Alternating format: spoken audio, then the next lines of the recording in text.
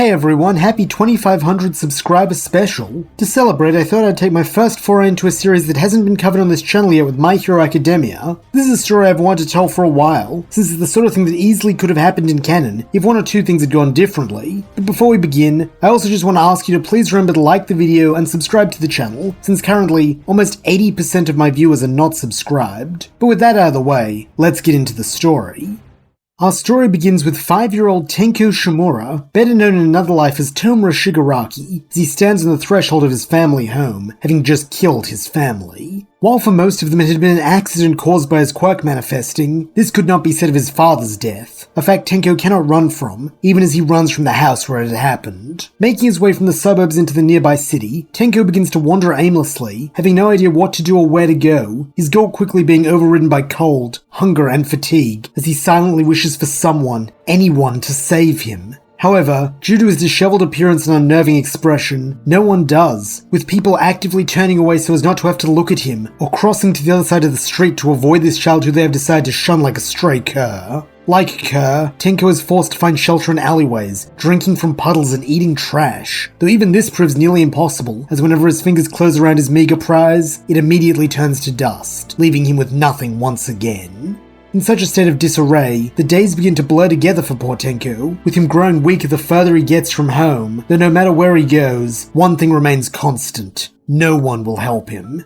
That is until one day, when Tenko is so tired he can barely stay standing, let alone walk. He sees a crowd of people forming to watch a fight taking place about a block away. Being a clever kid, Tenko realizes that can only mean one thing: a pro-hero must be there, and if anyone will save him, a hero will. Mustering the last vestiges of his strength, Tenko hobbles to join the crowd, though by the time he arrives they are already dispersing, with the hero having swiftly defeated the villain and saved the day. Looking up, the blue-haired boy is shocked to see the hero is none other than All Might himself, though this is nothing compared to the shock he receives at what the number one hero does next. He meets Tenko's gaze, and he smiles. This small act of kindness almost brings Tenko to tears after everything that's happened, and being the good guy he is, All Might is quick to notice this, moving to the boy's side and asking him what's wrong, with concern in his tone. In a small voice, Tenko explains that he's all alone and that his family is gone, something All Might had already surmised from the boy's ragged appearance, though instead of feeling scorn like so many others had, he instead feels compassion, asking the boy for his name, as well as if he knows who he is. Nodding weakly, Tenko states that he does, expressing admiration for the man's heroics, while also introducing himself simply as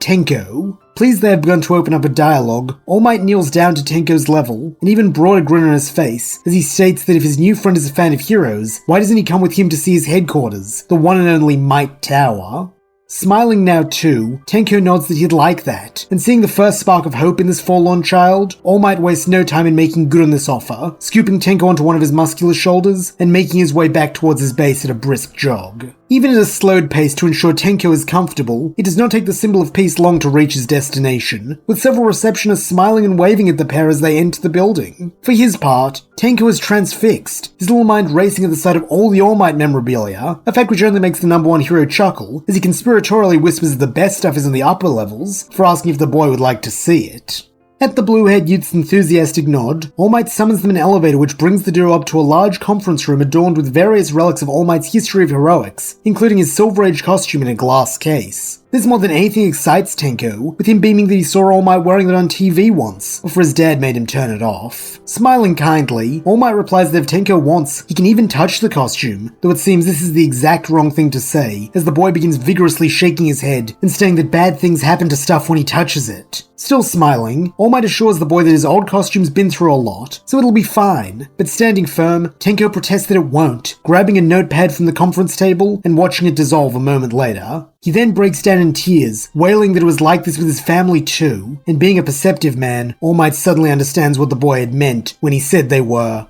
gone. Falling silent, the symbol of peace simply listens as Tenko bares his soul, explaining the events of the other night and how he hadn't meant to hurt anyone, with it all happening before he could stop himself. When he is done, All Might doesn't say a word, and for a moment, Tenko worries that he's just made the man hate him like his father hated him. But then, All Might raises a hand, placing it gently on Tenko's tousled hair, and assuring him that what happened wasn't his fault. If Tenko had been crying before, it is nothing to the bawling that begins at these words. Like before, All Might simply lets him speak, patting the boy's head occasionally, and providing a silent paternal comfort which means more to Tenko than the pro will ever know. Only when the youth is all cried out does All Might speak, telling him that in light of this news, it's probably a good idea they head over to the local hospital to make sure Tenko didn't hurt himself during this incident with his quirk. Not to mention they might be able to use his medical records to see if he has any family nearby who can take care of him. Though he doesn't say it, All Might is also concerned about the boy's health, considering his disheveled and malnourished appearance. But not wanting to hurt his feelings, he keeps these thoughts to himself, instead simply leading Tenko back to the elevator, making special note not to touch his hands. Taking one of the agency's cars, the pair arrive at the hospital in a matter of minutes, with All Might gently guiding his young charge to the front desk where he can sign himself in. It is here that the number one hero receives quite a surprise, as when asked for his full name, Tenko reveals that his surname is Shimura, a name All Might knows very well, with the pro quickly getting lost in thought as he wonders if this is simple coincidence or if their meeting was fate. In order to find the answer, he requests that a blood sample be taken during the checkup and run through the hero database. An odd request, but one the doctors are happy to grant considering who is asking. Following the usual suite of tests along with the drawing of some blood, Tenko is discharged and told to wait for his results to come in. Guessing the poor kid must be starving after living rough, All Might takes him to the cafeteria, buying him a bento box along with some ice cream in the hope that a full stomach will make him feel a bit better. Unfortunately, here the pair run into a problem, as even the simple act of holding chopsticks proves impossible, with Tenko's quirk decaying them to nothing. Though it pains All Might to see Tenko struggle like this, he does not give up on him, watching him carefully in the hope that he can figure out a way to help him overcome this hurdle. After about 10 minutes and 50 sets of chopsticks, he begins to develop a theory as to how the boy's quirk is activated, and so suggests that Tenko change his grip, demonstrating a way to hold the utensil that only requires 4 fingers. Following All Might's example, Tenko's eyes go wide in amazement as he sees the chopsticks remaining intact, with the blonde man beaming that he thought it might be something like that, before explaining that Tenko's quirk seemingly requires all 5 fingers to touch something in order to destroy it. Wolfing down his meal now that he can finally eat again, Tenko thanks All Might profusely for this, a spray of rice going everywhere as he attempts to speak through mouthfuls of food, though truthfully the hero doesn't mind, telling the boy he can always have seconds as he pats him on the head. A little while later, Tenko's name is called over the PA system, with instructions to report back to his doctor, and following up to the observation room, All Might sits with the blue-haired youth as he gets his results. For the most part, everything is fine, with Tenko mercifully having nothing out of the ordinary, aside from some premature wrinkles which the doctor hypothesizes were caused by stress, and some patches of dry flaky skin which can be treated with an ointment. Additionally, the results of the bloods are in, and unfortunately he does not have any relatives living in the area, though it seems that Tenko does in fact have one relative on the hero registry, a woman by the name of Nana Shimura, who appears to be his paternal grandmother, though the doctor is sorry to tell them she passed away some years ago. Nodding, Tenko states that she's the woman his dad had that old photo of, while beside him, All Might stares off into space, hardly able to believe that of all the people he could have been, Tenko is his master's descendant. Though he had never met Kotaro Shimura, All Might had heard a lot about him from Nana, including the fact that she'd been forced to place him in foster care to keep him safe from All for One. Truthfully, part of him had always felt that he had wronged Kotaro, usurped his place as the one his mother brought up and poured her love into, even though it had not been his choice, so to now be contemplating doing the same to his son feels questionable, to say the least. Then there is the fact that Nana distanced herself from her family to protect them, having wanted them to be free from All for One, something Tenko will most certainly not be if he takes the boy into his care. Nonetheless, All Might cannot stop thinking that their meeting was fate, and more than that he has a responsibility to look after Tenko being the closest thing to family he has left. Deeply conflicted by this decision, All Might briefly excuses himself, stepping into the hospital hall and dialing a certain phone number, though the thought of speaking with the person sends a shiver down his spine. A few moments later, a gruff voice comes through the phone's speaker, that of Gran Torino, as he grumpily asks what Toshinori wants, since he wouldn't have called unless he wanted something. Sweating profusely, All Might makes a rather feeble attempt at small talk, asking how his old teacher is, though when Gran Torino harumphs that the younger man is stalling, All Might comes out with it, explaining how he met Nana's grandson, and more importantly, the fact that he is considering making him his ward since the boy has no living family, though due to some trepidation, he is in need of Gran Torino's counsel. Harumphing once again, Gran Torino chides that Toshinori is wrong, with the symbol of peace asking if he means wrong to want to take Tenko in, though this just earns him a chuckle as the retired hero answers that no, he is wrong in thinking he needs to make this phone call. He's not some schoolboy anymore who needs teacher's permission. He's a hero, and a damn fine one with good instincts, so if he thinks he should take this boy into his care, then that's probably the right call. But if he thinks it'd be better to give the kid a normal life, then that's probably right too. Either way, he trusts Toshinori, and will support him in whichever choice he makes. Smile making its way back onto his face, All Might thanks his old mentor for these words of encouragement, adding that he really should call more often, to which the old man snarks that yes, he really should. that scary tone in his voice reminding All Might why he does not. Ending the phone call and stepping back into the doctor's office, the Symbol of Peace apologizes for his absence, before asking the doctor what is going to happen to Tenko now, with the physician replying that since Tenko has no blood relatives, he will most likely be put into foster care unless someone comes forth to be his guardian. Still in that light tone, All Might asks if an old family friend would be an eligible candidate, to which the doctor nods, asking if he knows of anyone, with All Might flashing a broad smile as he proudly cries out his catchphrase, "I am here." Sadly, this does not clear matters up for Tenko or the Doctor, with All Might hastily providing context by stating that he knew Nana a long time ago, and so if Tenko would like, he would be happy to make him his ward and provide him with a home. Eyes lighting up, Tenko asks if the big man is serious, and when All Might nods, giving his signature smile, the boy leaps up and runs to him, only pulling back at the last second when he realizes the hug he was about to give All Might would have killed him. Following this, All Might is formally made Tenko's legal guardian, with the pair returning to Might Tower, where Tenko is given his own floor, with promises that soon they will go shopping and set the place up however the boy wants. It is during this time that he also gets to know the tower's staff, many of whom are support and business personnel. The one figure in particular stands out to the blue-haired boy, Sir Night-Eye, All Might's sidekick. Eagerly, Tenko tells the man that one day he wants to be just like him, working alongside All Might, a goal Night-Eye calls admirable, asking if this means he wishes to be a hero when he grows up. For a moment, Tenko shows a hint of hesitancy, as though he is afraid to speak his mind, before marshalling his courage and nodding that yes, he wants to save people like how All Might saved him. Giving the boy one of his dry button-down smiles, Night-Eye states that if Tenko wants, he can tell him whether this is on the cards for him, an offer the boy is more than willing to take, though he does wonder how. Figuring that as one of All Might's inner circle he can be trusted with the information, Night-Eye replies that his quirk allows him to see a person's future without fail, so if Tenko would like, he can view his. Practically bouncing at this point, Tenko begs the green-haired man to do it, and giving a curt nod, Night-Eye lays his hand atop Tenko's head, similar to how All Might does. However, unlike the kind expression that All Might has whenever he looks at Tenko, Night-Eye's expression quickly twists into one of horror and disgust, with the look in the sidekick's eyes as he stares into Tenko's, reminding him far more of his father on that awful night. Then, recoiling as if he has been burned or stung, Night-Eye withdraws his hand from Tenko's head, his face having suddenly gone very pale. A little scared, Tenko asks what Night-Eye saw, and whether he will be a hero, to which the man simply replies that yes, he will be a hero, his tone suggesting that he would give anything in the world to prevent this from happening.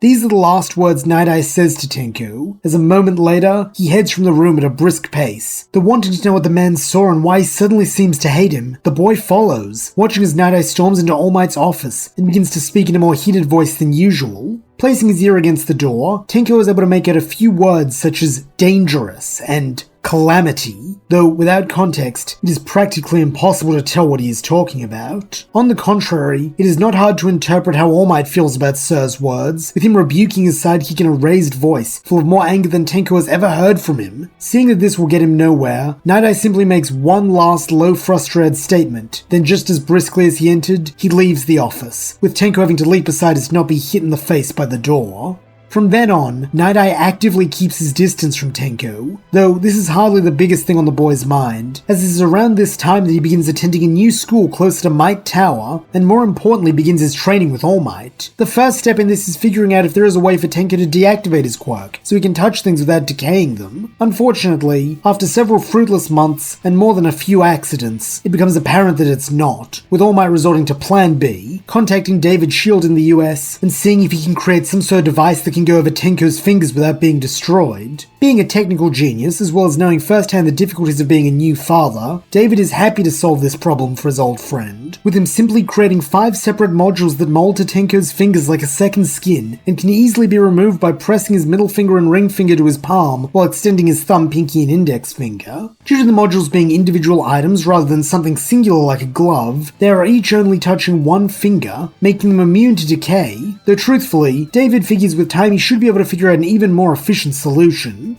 This does at last give Tenko a sense of normality, as he no longer has to fear destroying anything he lays his hands on, with it having a marked effect on his state of mind, bringing him closer to the bright and hopeful child he was before his quirk manifested. All Might is naturally delighted to see his adoptive son flourish, doing everything he can to help with this, while also passing on the lessons his master taught him about helping others in need and always keeping a smile on his face. He also shares the stories of his time with Nana, telling Tenko proudly of her great deeds, but more importantly of the good, kind person person she was beneath the cape, and the fact that he still looks to her example of what it means to be a hero. The revelation that All Might has someone he looks up to the way Tenko looks up to him, and that it's someone he has a connection to, only stands to strengthen the pair's bond, as Tenko begins to feel like he truly understands his new father figure. However, one side effect of these stories is that Tenko also begins putting more and more pressure on himself to be as great as both All Might and his grandmother, and becoming frustrated when he does not live up to this ideal. Before long, Tenko also gains a new mentor in the form of Gran Torino, who feels duty-bound to both Nana and Toshinori to help out with the kid. And though he is stern and gruff, Tenko quickly comes to respect his wisdom and guidance, with the old man becoming like a grandfather to him. Together, this trio work towards building Tenko's proficiency with decay, so he cannot be a danger to himself or others. Though, despite Tenko's repeated claims of wanting to be a hero, no steps are taken to train him in this field. At the time, All Might and Gran Torino justify this as Tenko being too young and too inexperienced with his quirk for such strenuous work, though in truth, both harbour some doubts as to whether Tenko can truly be a hero with a quirk that only brings about destruction. Though this is never explicitly stated by either, children are perceptive creatures, with Tenko being no exception, meaning he quickly picks up on his mentor's misgivings. However, instead of giving up or getting angry, this only redoubles his resolve, with him working twice as hard so he can make them proud and prove that he will be a great hero just like them. He will go beyond plus ultra, no matter the cost to himself.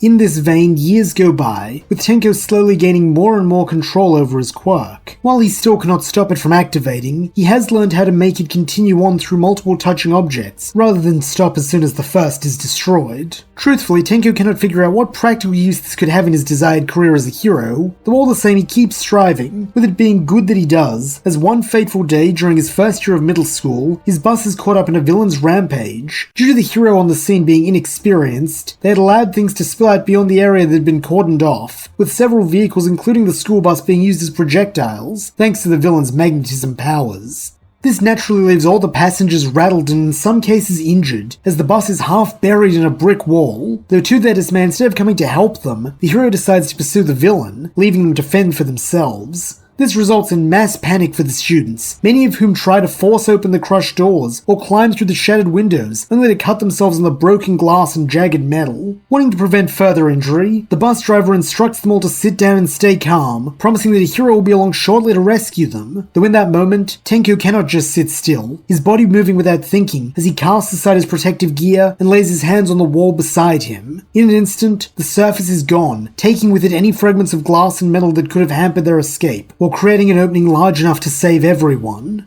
As is the way of things, instead of being rewarded for his heroism, Tenko is suspended for a week for unauthorized quirk use and disobeying a staff member's instructions, though this hardly matters compared to the look on All Might's face when he hears what Tenko did. Returning to Might Tower, the number one hero sits his adoptive son down and asks why he did what he did, with the boy answering truthfully that his body just moved on its own, before asking if All Might is mad at him. Shaking his head, All Might replies that on the contrary he's proud, since today Tenko showed the true mark of a hero. Eyes going wide with the same awe that he showed the day they met, Tenko asks if this means he really can become a hero, even with his destructive quirk, to which All Might nods, stating that yes, he can be a hero. Following this, the nature of Tenko's training with All Might changes, as the Symbol of Peace begins working with him on search and rescue drills, having at last realized how well equipped the boy is to be a rescue hero. As he had hoped, Tenko shines in this, quickly learning to decay strategically so he can make safe clearings or else tunnel down to find survivors without running the risk of causing a wreckage collapse, a development All Might praises, promising that if he keeps up his hard work, he will help him get into the best hero course in the country. However, this is not the only change, as All Might also begins putting more and more emphasis on Tenko's physical strength and stamina, training him in his personal workout area for hours every day. Due to not having a body built for packing on muscle, this proves a bit of a challenge for Tenko, with him going to bed sore most evenings while seemingly having nothing to show for his efforts. Nonetheless, he does not give up, throwing himself into this new task with the same fanaticism he has with his other training. This impresses All Might, who mistakes the boy's obsession for ambition and encourages him, revealing that the purpose behind this intense physical training is to prepare his body so he may one day pass one for all onto him, having decided to make Tenko his successor, just like he was Nana's. If Tenko was driven before, it is nothing to what he is now, as the idea of truly carrying on the legacy of his mentor and grandmother excites him more than he can say, with him slowly seeing results as thin ropey muscles begin begin to coil around his arms, legs, and back. Due to being a skinny guy, he will never attain the same physique as All Might in his muscle form, though all the same, the symbol of peace is pleased with his adoptive son's growth. Nonetheless, he refuses to be hasty with his gift, since with several years lead time rather than a matter of months like he had in canon with Deku, All Might is able to be sure Tenko is ready, spending 2.5 years honing the boy's body and understanding of his own quirk, so that when he finally presents it with a hair 6 months out from the UA entrance exam, there is no doubt in his mind that Tenko can handle it, and more than that he will be a worthy bearer of the torch. It is also at this point that All Might reveals the cause of Nana's death, along with all the previous wielders of One for All, that being All for One, in his relentless quest to steal One for All from them. Naturally, this revelation comes as a shock to Tenko, who had never imagined his grandma had been murdered, though when he hears that it is his and All Might's fate to avenge her and destroy the Demon Lord together, a smile forms on his pale lips, as he promises to give it his all. Meanwhile, in an unspecified location, another man is also smiling. All for One, his face not yet disfigured, and his body not entombed in a life support system. Soon, his plan will come into fruition, and he will reclaim what is rightfully his. Soon, the symbol of peace will die. And that's where we'll leave things for now. Thank you so much for listening. I hope you enjoyed it, and if you did, please don't forget to like, subscribe, and leave your thoughts, suggestions, or screams of rage in the comments below.